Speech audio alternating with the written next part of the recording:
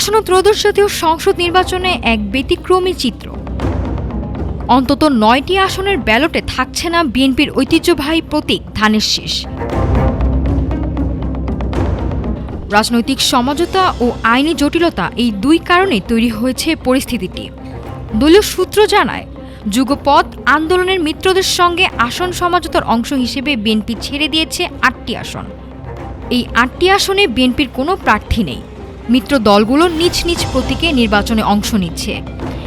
এছাড়া কুমিল্লা ৪ আসনের ঋণ খেলাপির অভিযোগে আদালতের রায়ে বিএনপি মনোনীত প্রার্থীর মনোনয়ন বাতিল হয়, সেখানেও ব্যালট থেকে বাদ পড়েছে ধানের শীষ। সব মিলিয়ে আসন্ন নির্বাচনের ৯টি আসনের ব্যালটে অনুপস্থিত থাকছে ধানের শীষ। যদিও কোনো কোনো আসনে বিএনপির বিদ্রোহী প্রার্থীরা স্বতন্ত্র হিসেবে প্রতিদ্বন্দ্বিতা করছেন। নাফিসা সামিয়া, ঢাকা টুডে।